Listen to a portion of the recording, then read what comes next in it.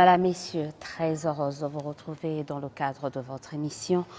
Un homme, un concept, comme je l'ai toujours dit dans cette émission, nous analysons les faits, pas nécessairement liés à l'actualité en République démocratique du Congo, mais des sujets à même de booster le développement, des sujets à même de participer à l'émergence que tous appellent de leur vœu ici en République démocratique du Congo. Et ces sujets peuvent aller de la politique en passant par l'économie, en touchant également dans des faits de social ou de société.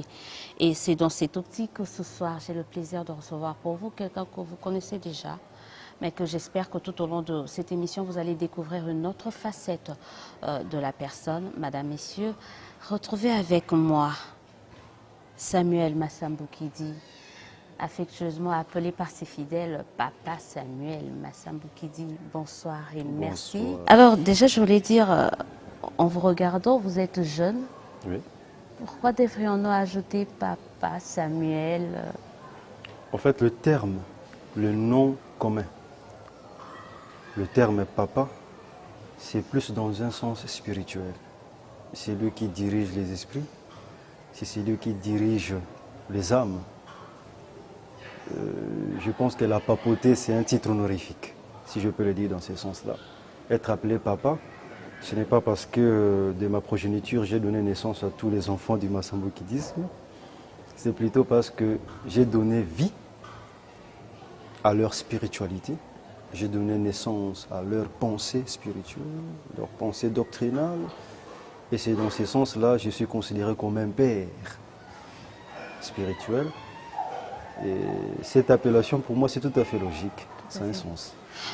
On parle un peu de l'Église parce que vous êtes représentant légal de l'Église Lumière du Christ au Congo. Alors en tant que tel, parlons un peu de la genèse de votre Église. Je sais que peut-être certains le connaissent déjà parce que vous aviez peut-être, mais un petit rappel de la genèse, d'où, comment est née l'Église Lumière du Christ au Congo. Alors, l'Église Lumière du Christ au Congo a vu le jour un certain 30 octobre 1980. Et vers les années 83, le père fondateur, Papa Samuel Massamboukidi, dont je suis le fils, a eu l'initiative de créer cette église. Mais lui qui est considéré comme étant Dieu, le Saint-Esprit, chez nous les Massamboukidistes, il a commencé son œuvre depuis son enfance, voire même avant sa naissance. Il y a eu des messages et prophéties, les anges ont apparu dans la province de Congo central, ex-Bas-Congo, et qui ont donné des messages aux parents qui ont donné naissance à Papa Massamboukidi en leur disant que vous donnerez naissance au Saint-Esprit. Alors les parents ne comprenaient pas, mais une fois l'enfant était né, il a commencé à accomplir des miracles dès le bas âge. Il prophétisait déjà. Et son œuvre, il a grandi avec. Partout où il passait, il faisait des miracles, il accomplissait des miracles. Et en 1980, il a réussi l'autorisation auprès des autorités urbaines pour créer une ASBEL, une association sans but lucratif. Il a commencé à réunir les gens autour de lui, à pratiquer, s'il faut le dire dans ce sens-là. Et vers les années 1983, là maintenant, il a obtenu les documents officiels auprès des autorités et l'Église a été reconnue officiellement. On revient sur la doctrine du Massamboukidisme. C'est quoi le message clé dans la doctrine, déjà à partir de votre père, et que vous essayez de relayer actuellement? Quel est le message clé principal? En fait, le Massamboukidisme nous donne un message, tout d'abord un message de paix. Et pour obtenir cette paix, il faut passer par des mécanismes, des procédures. Examinons un tout petit peu l'homme noir aujourd'hui en Afrique. L'homme noir souffre, les Congolais souffrent. On se sent un tout petit peu inférieur par rapport aux autres peuples du monde qui sont comme ça développés.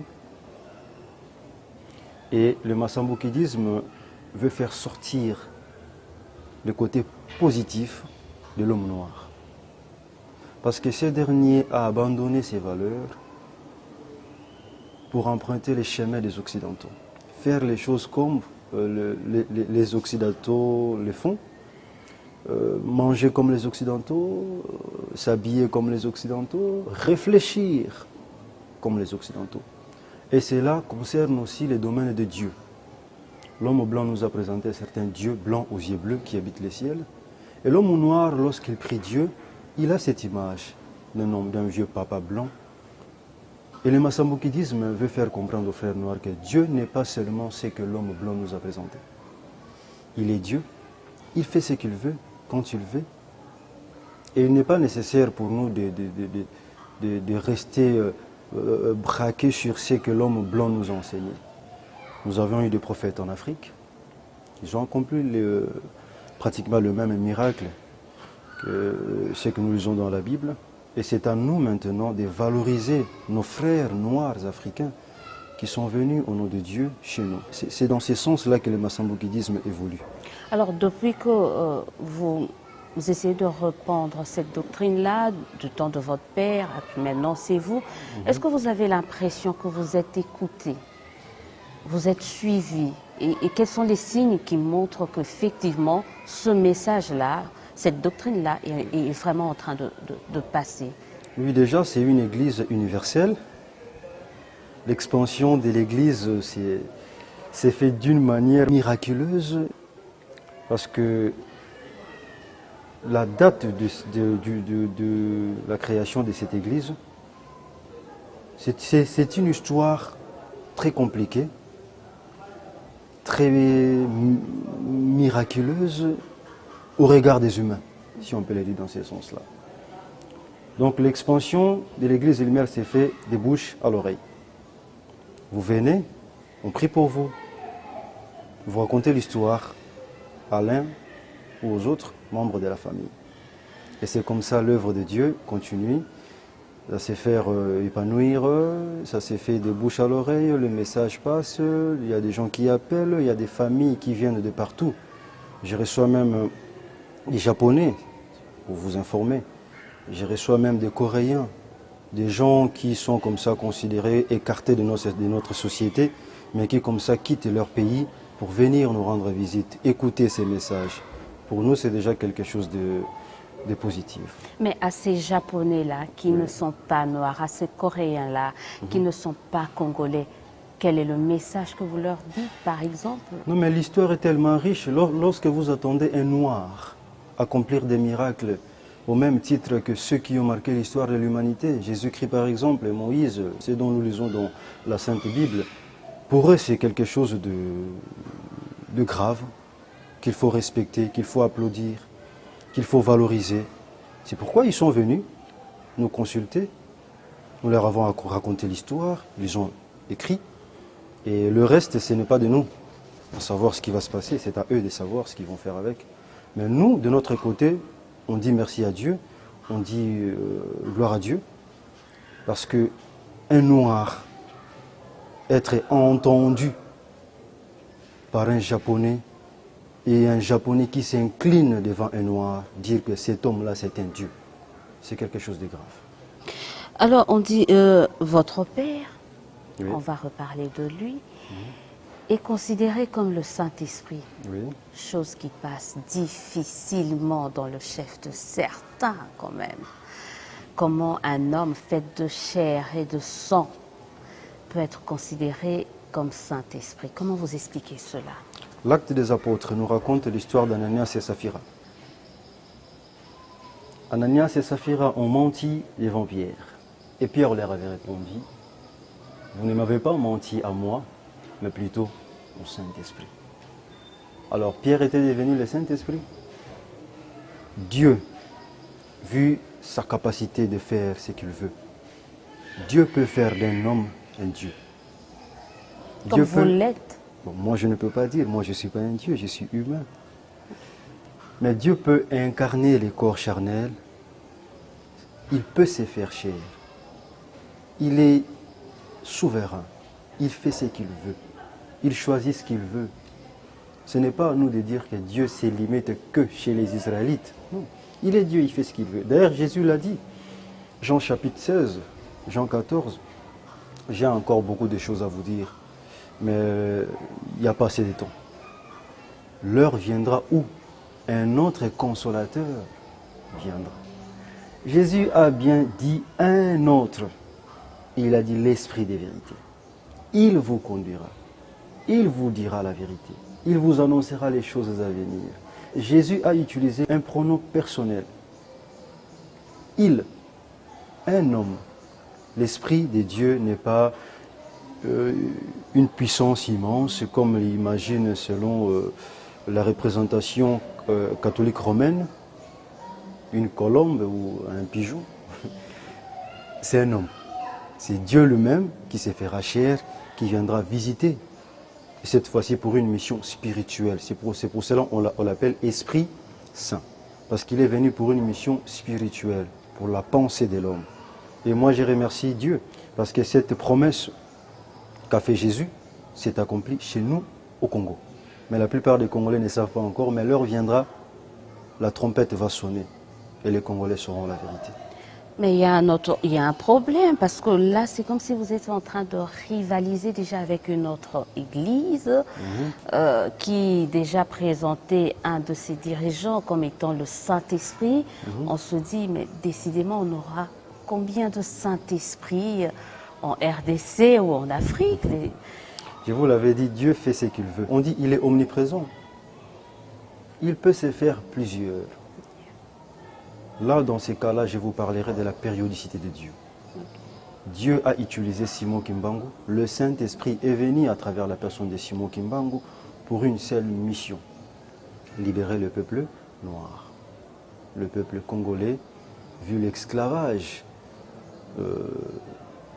dans lequel celui-ci vivait.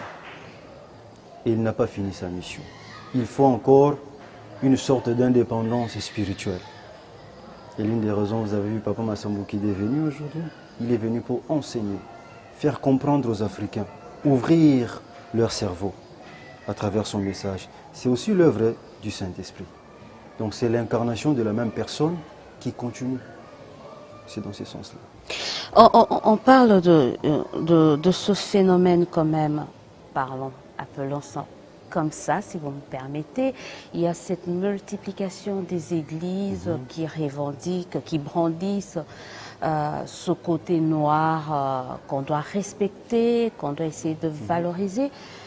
Ça frôle un peu, ça devient presque similaire avec certains mouvements que d'aucuns décrivent. C'est quoi la différence entre l'Église aujourd'hui que certains présentent, ou votre Église que d'aucuns présentent aujourd'hui comme l'Église des Noirs, et certains mouvements qui revendiquent également la valorisation de l'homme noir? Moi, je pense que l'Église des Noirs n'existait pas, les Églises des Blancs n'existaient pas, parce que l'Église, étant donné, si on essaie de définir une Église, c'est l'ensemble de ceux qui pratiquent au nom de Jésus. D'abord, Jésus. Et nous, les Massambokidistes, nous pratiquons au nom de Jésus. Notre soubassement, c'est Jésus-Christ. Et nous respectons la périodicité de Dieu. Dieu s'est fait chair chez les Hébreux. Il y a Jésus, le Fils de Dieu, le Messie. Mais on ne se limite pas seulement là. Nous essayons aussi de voir tous ceux qui sont venus au nom de Dieu après Jésus, notamment chez nous en Afrique. Mais le comble, c'est que tout ce qui s'est passé chez nous en Afrique au nom de Dieu, les Africains refusent totalement, rejettent en bloc. À votre avis, pourquoi le complexe est encore complexe d'infériorité? Il y a beaucoup de choses. Il y a cet aspect complexe d'infériorité. Il y a ces côtés faiblesse d'esprit. Il y a ces côtés colonisation, esclavage. Il y a un travail qui a été abattu par les colons. Ils sont venus, ils nous ont apporté les images. Suivez les discours du roi Léopold II qui déclare: vous n'êtes point partis au Congo pour apprendre aux Noirs à connaître Dieu. Ils les connaissent déjà, ils prient, ils se soumettent à Nzambiampou. Pour dire que l'homme noir connaissait Dieu avant la venue de l'homme blanc. Le problème qui s'est posé, lorsque vous abandonnez votre identité, vous abandonnez votre personnalité pour adopter une autre, celle de l'homme blanc, d'un autre peuple, vous changez carrément de personne. Vous perdez tout ce qui est des vôtres. Et aujourd'hui, nous essayons de remettre tout ce qui a été perdu, tout ce qui nous a été volé par les Occidentaux. Il faut le dire ainsi. Ça nous a été volé. Et nous, notre travail, c'est de faire revenir tout ce qui nous revient de droit, tout ce qui nous appartient. C'est le travail que je suis en train d'effectuer. Quand bien même c'est un travail délicat, un peu compliqué, mais avec l'aide du Seigneur, j'ai déjà fait plusieurs pas. Et je pense que d'ici 2020, 2025, 30, 40, il y aura des choses qui vont se reproduire sur notre terre. Et vous serez là en train de me poser la même question. Mais en même temps, il faut qu'on se le dise, tout ce qui vient de l'homme blanc n'est pas mauvais. On a tendance à croire que dans ces différentes religions qui brandissent la valorisation de noir, il faut rejeter tout ce qui vient de l'Occident et revenir tel que l'homme noir était avant. Vous pensez que ça doit être le cas? On ne demande pas assez que nous puissions rejeter en bloc tout ce qui vient des Occidentaux. Mais nous vivons dans un monde où il faut collaborer, il faut travailler ensemble. Nous ne refusons pas. Il y a la mondialisation, l'échange. Mais qu'est-ce qui se passe avec nous? La pensée reste une et indivisible. On échange. Si l'homme blanc apporte ce qu'il a, qu'est-ce que nous avons apporté à notre tour? L'homme noir, si l'homme blanc s'élève et dit aujourd'hui j'ai apporté ceci à l'humanité, l'homme noir, il présentera quoi comme exemple de ce qu'il a apporté à l'humanité? La vie. Mais la vie est naturelle. L'homme est apparu, je sais pas, l'homme est le berceau de l'humanité, on a déjà Voilà, ça. vous avez dit les berceaux de l'humanité. Mais l'homme en question noir ne se rend même pas compte qu'il est le berceau de l'humanité. Il ignore tout. On lui a fait comprendre que Adam et Ève, ce sont des blancs. Ce sont eux qui ont commencé l'humanité. Et celui-ci dit oui et amen, applaudit, il enseigne à ses enfants. Cette histoire montée de toutes pièces par la communauté juive. Mais en même temps, les films qu'on a eu à suivre, les brochures qu'on lit, sont Ce illustrés par ces films, des brochures, les livres, les dessins. C'est un travail abattu par l'homme blanc pour aveugler les autres peuples, dominer les autres peuples psychologiquement. Et c'est même la cause de notre infériorité morale. Est-ce que vous pensez que, parce que l'écart est quand même assez grand ou criant, il y a une telle marge d'avance des Occidentaux par rapport à nous, est-ce que vous pensez qu'on peut arriver à renverser la situation sinon et réussir à créer cette sorte d'équilibre entre l'homme noir et l'homme blanc? Il suffit de changer notre système éducatif. C'est-à-dire? Vous enseignez à nos enfants que Diego Cao a découvert l'embouchure du fleuve Congo. C'est vrai, quand même. Ce n'est pas vrai, madame. On ne doit pas changer l'histoire. Mais ce n'est pas vrai. Là où se situe l'embouchure de notre fleuve Congo, il y a un peuple qui habitait là, qui voyait comment est-ce que le fleuve se jette dans l'océan. Ce n'est pas à Diego de nous apprendre. C'est à notre peuple, à nos confrères du Congo central, de nous apprendre comment est-ce que le fleuve Congo se jette dans l'océan. Si Diego l'a découvert, il l'a découvert pour le Portugais, qu'il a enseigné cela aux Portugais. Mais il a écrit quand il a fait. C'est comme si je viens dans votre maison, j'entre, je sors, j'ai dit à madame, que madame Élisée, j'ai découvert votre lit. Et tu enseignes à tes enfants que c'est le pasteur Massambouki dit qui a découvert mon lit. C'est un sens. Ça n'a pas de sens. Et lorsque vous continuez à enseigner à vos enfants cette histoire, moi j'ai vécu aux États-Unis, j'ai vécu en France, j'ai fait pratiquement le tour du monde, j'ai fait mes études en Europe et aux États-Unis. Je n'ai jamais vu un enfant américain apprendre l'histoire des Africains. Et pourquoi vous, chez vous, vous apprenez à vos enfants l'histoire des Occidentaux? Ça nous apporte quoi? Nous avons appris la Révolution française. Ça nous rapporte quoi? Mais on a également appris comment ça se dit, tout ce qu'il y a eu comme le royaume Congo, le royaume Cuba, le Nous l'avons royaume appris, Lunda. mais nous l'avons négligé. Nous avons pris en considération plus ces côtés-là occidentaux que ces côtés panafricanisme. C'est ça le défaut. Donc tout doit partir de l'éducation, Oui. la réforme Oui. au niveau de... La réforme de notre système d'enseignement primaire, secondaire, universitaire. On revient encore dans l'église. Quand on parle de ces églises, excusez-moi de dire ça comme ça quand même, parce que c'est la particularité de votre doctrine, des églises surtout noires, on pense que la femme est marginalisée, la femme est souvent à l'arrière-plan. Est-ce le cas dans votre église? Quelle est la place et le rôle de la femme dans l'église Lumière du Christ au Congo? Je pense que chez nous, c'est le contraire. La femme occupe une place très stratégique au sein de l'Église. Pourquoi je dis cela? Parce que les autres utilisent les versets bibliques, soi-disant Paul a raconté des choses de gauche à droite. Il faut faire la part des choses. Paul s'est adressé aux Romains, précisément aux femmes qui se trouvaient dans cette église-là, dans une ville nommée Rome. Paul ne s'était pas adressé à toutes les femmes de l'humanité. Comment expliquez-vous celle qui vous a donné vie, qui vous a nourri, qui vous a allaité, qui vous a fait grandir? Et si on observe bien les premiers enseignements sont prodigués par la maman, enseignés, donnés, partagés par la femme, la maman.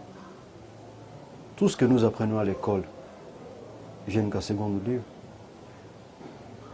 Je pense que chez nous, la femme a le droit de fonctionner, d'œuvrer comme tout autre homme. Nous avons des femmes pasteurs, nous avons des femmes qui exercent dans le diaconat et voire même dans l'administration de l'Église. Si vous regardez notre statut, nous avons des femmes qui fonctionnent librement. Et je le dis sans mâcher les mots, librement. Et d'ailleurs, nous sommes en train de tourner cette émission. Si vous vous rendez dans notre paroisse, actuellement, il y a des femmes qui sont en train de recevoir des gens dans un titre prophétique. Il y a des femmes qui prophétisent, qui prêchent, qui prient pour des malades. En même temps, on dit, est-ce qu'on peut s'attendre à ce qu'un jour une femme devienne représentante légale de l'Église de Lumière du Christ au Congo? Lorsque mon père est décédé, c'est une femme qui a dirigé l'Église. Votre mère? Oui. Est-ce à dire que c'est héréditaire aussi au niveau de l'Église Lumière du Christ au Congo? Quelqu'un de l'extérieur peut un jour prétendre... Parlons de l'hérédité dans ce sens-là, succession. Je pense que Dieu a tant aimé le monde, il a donné son fils. Ok. Ah bon? Dieu n'a pas donné son cousin. Je n'avais pas vu ça. Dieu a tant aimé le monde, il n'a pas donné son cousin ou son partenaire ou quelqu'un d'autre. Dans le royaume des cieux, il y a plusieurs anges. Il y a Michael, Gabriel, il y a même Lucifer qui est devenu le diable en personne. Mais Dieu a donné son fils. Voilà, il a placé une bonne personne à la place qu'il faut. Donc on ne fait que suivre. Donc ça ne vous pose pas un Dieu. problème quand il y a certaines voix qui se lèvent pour décrier cette façon de faire dans certaines églises qui part de père en fils, en petit-fils, vous ça? Il faut regarder l'œuvre aussi. Ce n'est pas parce que vous vous réveillez le matin, vous êtes le fils d'eux et que vous deviendrez deux. Un tel pasteur, fils d'eux. Bon, je pense que tout le monde a sa façon de faire les choses. Mais chez nous, les massamboukidismes, on regarde plutôt l'œuvre de Dieu. Moi qui suis devant vous, je suis né avec mon travail. Ceux qui me connaissent peuvent témoigner. Partout où je suis passé, là où j'ai effectué mes études primaires, secondaires et universitaires, mes amis m'appelaient souvent pasteur, sans qu'ils sachent qui j'étais réellement. Parce qu'ils voyaient en moi quelque chose. J'ai grandi dans les sacerdoces, j'ai effectué mes études dans les sacerdoces, et mon père lui-même, de son vivant, il parlait de moi. Et si je ne suis pas là, mon fils est là. il les disait à des personnes mieux placées, pas à n'importe qui quand même. Parce qu'en ces temps-là, faudrait bien qu'on soit aussi protégé. Donc il les disait en cachette envers des personnes qu'il fallait en ces temps-là. Et lorsque la prophétie s'est concrétisée, ces gens-là ont témoigné que Papa Samy nous l'avait dit, que son fils viendra, il prendra sa place. On vous impute, parce qu'on va très bientôt aborder un autre aspect quand même de la manière dont fonctionne l'Église du Christ, l'Église Lumière du Christ au Congo, mais ce côté-là spirituel, on vous impute des miracles que d'aucuns assimilent à des pratiques assez peu orthodoxes, très malsains pour des gens qui parlent de Dieu. Comment vous digérez cela? Comment vous expliquez cela? Je vous ai dit une chose très importante, c'est que chacun a sa façon de faire. Chacun a sa façon de voir. Chez nous, les Massambukidismes, nous ne pratiquons pas ces genres de choses. Nous, les miracles, c'est... Un miracle ne peut pas être programmé. Un miracle ne peut pas être préparé. Dieu n'est pas un magicien. Il faut savoir faire la part qui des peut faire choses. sortir, je ne sais pas, un serpent. Vous ne faites pas ça, un serpent Non, mais nous, de chez nous, corps non, de non, quelqu'un, un crapaud. Non, mais faire sortir un crapaud ou un serpent ou une sorte de lézard, je ne sais pas. Moi, pour moi, c'est pas un miracle.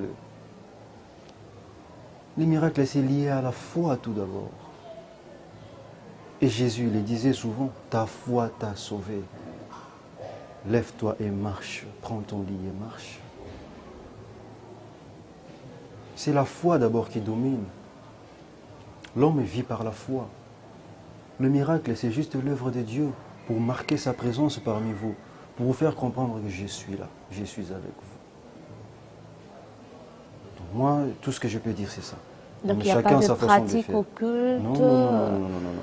On peut se demander, et je l'ai dit au début, jeune que vous êtes, vous conduisez des personnes, personnalités, peut-être plus âgées que vous. Il y a de quoi se poser des questions. Est-ce qu'il ne lit pas des bouquins assez obscurs? Est-ce qu'il n'a pas quelque chose de caché? Bon, vous ne le direz pas peut-être ouvertement, mais... Ça a toujours été comme ça, ça a toujours été le cas pour notre Seigneur Jésus. Le maître Bexéboul. Ça a toujours été comme ça avec l'humanité. Il faut vivre avec. Il ne faut pas suivre des racontars. Les gens parleront que de ça. C'est lui qui viendra après moi, subira le même sort, la même chose. Et c'est un cycle de vie, hein, la vie continue. Ça va être comme ça. Alors l'une des particularités de votre église, c'est que vous investissez également dans l'aspect social. Oui. Vous avez des écoles, vous avez des chants. En tout cas, à part l'église catholique, un peu kimbanguiste, le CC, peu d'églises font cela. Pourquoi autant d'intérêt? Pourquoi autant d'investissement à ces genres d'œuvres à caractère social? Dieu a créé l'homme sur terre. Il a créé l'homme dans la nature. Et Dieu a demandé à l'homme de transformer cette nature pour survivre. Je pense que si nous parlons de Dieu, nous avons l'obligation de pratiquer ce qu'il nous demande. Travailler pour manger. C'est tout ce que je peux dire.